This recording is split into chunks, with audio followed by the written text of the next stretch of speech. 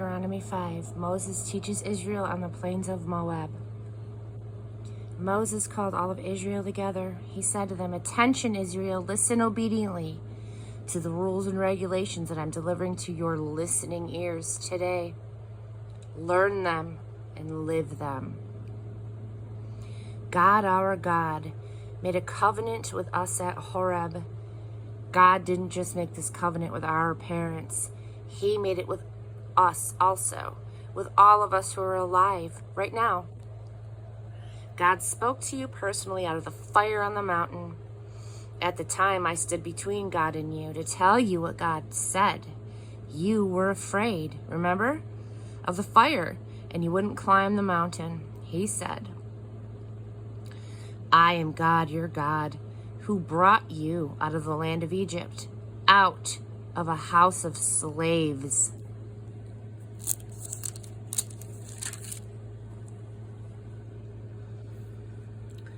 No other gods, only me. No carved gods of any size, shape, or form of anything, whatever. Whether of things that fly or walk or swim. Don't bow down to them and do not serve them, because I am God, your God.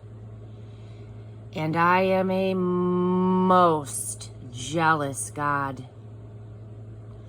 I hold parents responsible for any sins that they pass on to their children to the third and yes, even to the fourth generation. But I am lovingly loyal to the thousands who love me and keep my commandments. No using the name of God, your God, in curses or silly banter. God won't put up with the irreverent use of his name. No working on the Sabbath. Keep it holy just as God, your God, commanded you. Work 6 days, doing everything that you have to do. But the seventh day is a Sabbath, a rest day. No work. Not you, your son, your daughter, your servant, your maid, your ox, your donkey, or any of your animals. And not even the foreigner visiting your town. That way, your servants and maids will get the same rest as you. Don't ever forget that you were slaves in Egypt, and God, your God, got you out of there in a powerful show of strength. That is why God, your God, commands you to observe the day of Sabbath rest. Respect your father and mother. God, your God, commands it. You'll live a long life. The land that God is giving you will treat you well. No murder, no adultery, no stealing, no lies about your neighbor, no coveting your neighbor's wife, and no lusting for his house, his field, his servant, his maid, his ox, or his donkey either. Nothing that belongs to your neighbor. These are the words that God spoke to the whole congregation at the mountain. He spoke in a tremendous voice from the fire and cloud and dark mist. And that was it. No more words. Then he wrote them on 2 slabs of stone, and he gave them to me.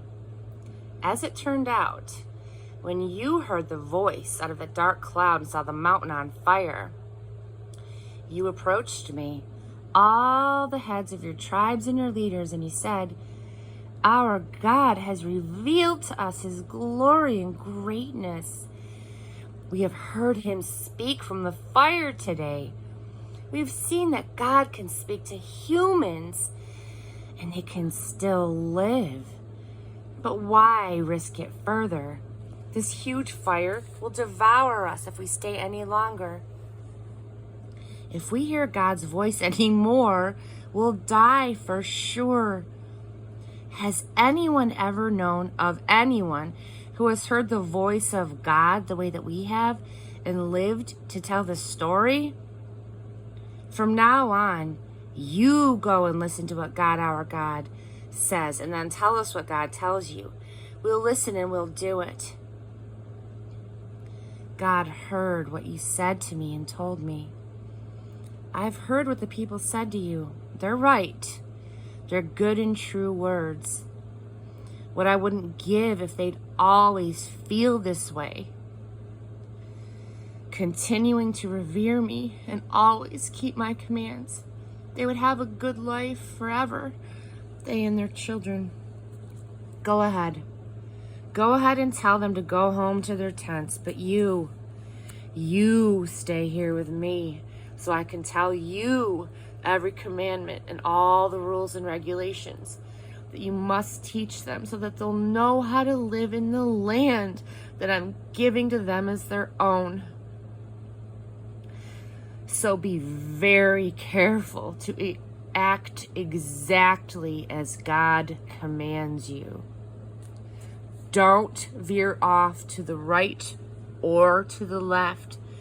Walk straight down the road that God commands so that you'll have a good life and live a long time in the land that you're about to possess.